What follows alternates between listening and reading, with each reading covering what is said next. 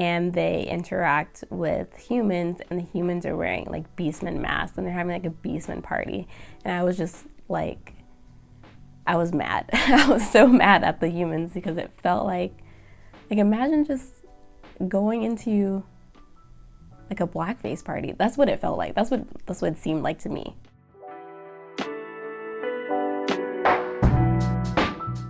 Hey guys, welcome to The Anime Tea, hosted by your anime friend Phoenix, and today I am joined by Chi of Chi's Sweet Home, brought to you by ABY Style, a really cool anime merch site that offers free shipping on all US purchases. They have super cute stuff like Chi's Sweet Home. I also got this Hunter x Hunter mug from them, and a bunch of other cool stuff that I showed off on my Instagram, so make sure to go check it out. But today Chi and I are going to be talking about the anime BNA. So if you're familiar with Studio Trigger works like Kill la Kill, Promare, and Little Witch Academia, then you've probably been looking forward to this new series by them. Just like their other works, it features a lot of vibrant, beautiful art and animation styles, some great, energetic, over-the-top characters, and overall just a fun, enjoyable series to watch. Basically, it's about this girl named Michiru, a human girl who one day wakes up as a beastman. And a beastman basically are a race of people who look and have the powers of different animals. So Michiru looks like a tanuki. She's super cute. And because beastmen are outcasts in the human world, she decides to leave her home and try to make it in Anima City, which is a city that is specifically made for beastmen. And in Anima City, she meets Shiro, who is a wolf beastman who helps her and is also the right hand of the mayor of the city in trying to keep the city safe and sound. And through their adventures, we get to see the complexities of Anima City and of beastmen and humans. Like I said, with other Studio Trigger works, the animation and art style of Studio Trigger is so unique.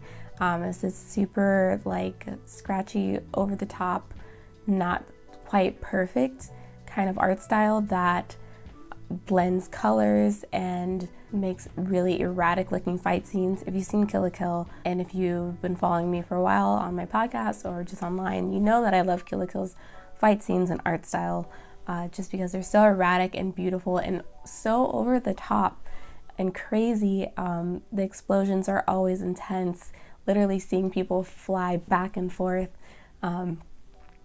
while an explosion is happening during a fight is always fun to watch. And they definitely bring that same energy into BNA with the fight scenes, especially all the fight scenes with Shiro, our main wolf boy. Yeah, and they tend to focus on a lot of bright, vibrant colors, bringing in a little bit of that color palette from Promare with the pinks and greens and oranges. This one is also, there's a lot of like magenta and dark blues and super contrasting, vibrant neon colors that make it pop. So it's super fun to watch. The first episode is gorgeous. But pause before we move on. Don't forget to subscribe and turn your notifications on for the Anime Tea if you want to hear more anime recommendations, reviews, and things like that. I post videos every Wednesday and Saturday. Moving on to the characters of the series. This is Chi's favorite part. The characters, like I said in Studio Trigger works, are always super energetic and crazy, and they're especially memorable. I will never forget Ryuko. She is one of my favorite of all time because of her crazy and erratic, always wanting to fight energy. Like she's just about that fight, or about that life. She wants to fight. She's trying to dismantle the system. You know, she has goals. I respect. Anyway, in this series, we have Michiru, who is an adorable Tanuki girl who is just trying to figure out how to survive in this whole brand new world as an animal, as a beast person, and, you know, leaving her human life behind. So I really felt for her. It was like starting anew in a totally different city, as a stranger and not knowing anyone. There's isolation, her getting to know new people, and her trying to make friends and understand herself, and a lot of relatable themes. Reminds me a lot of when I moved from a different city where I had all my friends and I had people I could talk to, and then moved to a brand new place and I just didn't know how to interact with people anymore. I had to learn how to make friends and like get out of my comfort zone. So it's a little bit like that, but of course with slightly darker themes, which we'll get into in a second. But the other beastmen in Anima City are what make the story really fun, because you get to see both the human versions of the people and the beastmen versions. So it's kind of fun to try to figure out what each of the characters are, like what kind of animal they are. They introduce a few characters as humans, so you get to try to see like, oh, is this character like supposed to be a rooster, or is this character a mongoose? You know, like you gotta figure it out. So that's super. I thought that was a fun thing they added into there. Of course, the other main character, Shiro, is best wolf boy. I think I said it already, but I love him so much. There's so many wolf boys from this year alone. I think I'm gonna make a video just about wolf boys and breaking them down and seeing which one is best. Because right now it's very hard because I love them all. Love Legoshi, love Shiro. Who's my other wolf boy? I don't know. There's more, but I love them. Anyway, so we get to learn about him a little bit. He's kind of the aloof character who's looking down on people all the time, looking down on both humans because he doesn't like humans since he's a beastman, and sometimes looking down on other beastmen because they're not following the laws of the city. He's super law-abiding, just trying to be just and keep the city in order. All the other characters in the city that we get to meet each have their purpose and their place in the city that's important to their characters. As far as the story goes, it starts off really pretty cool. You're just like, oh, okay, this girl's trying to make it in Anima City. We see her journey, her struggle. It can be relatable. But as time goes on, they try to make it a little bit darker. There's some things that are revealed, huge plot twists, and of course, evil people, like there always is. But the lines between good and evil are kind of crossed.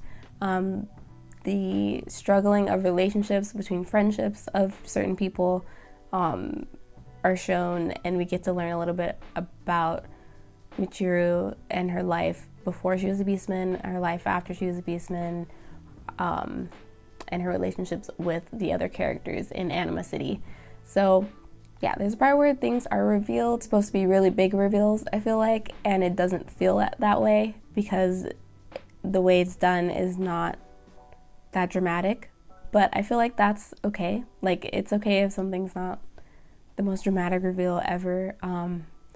The series definitely doesn't put you at the edge of your seat for any of the episodes. It's more of just we're revealing the world as Michiru is learning more about it, and we get to see some of the fun that she has. There's a whole episode where they're playing baseball, which was super fun to watch, and it was so ridiculous, and it was pretty funny. So this story is definitely more focused on discovering who you are, and understanding yourself as well as understanding others.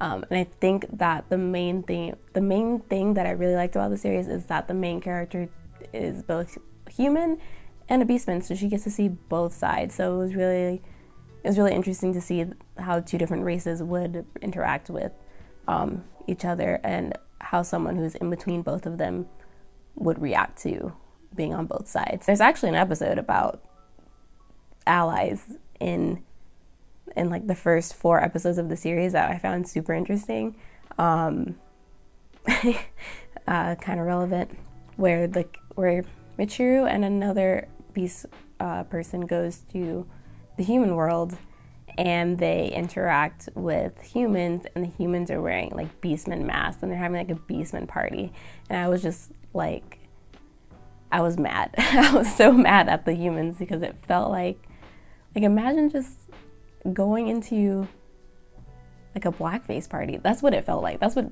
it seemed like to me.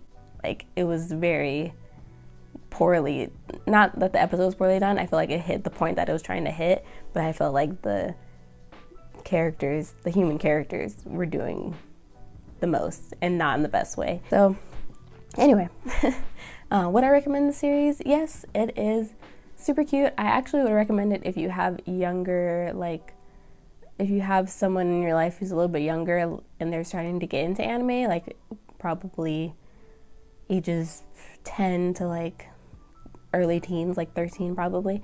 I feel like they would probably like the series because it definitely has a younger audience feel. It's definitely similar to Little Witch Academia, which is more geared towards a younger audience.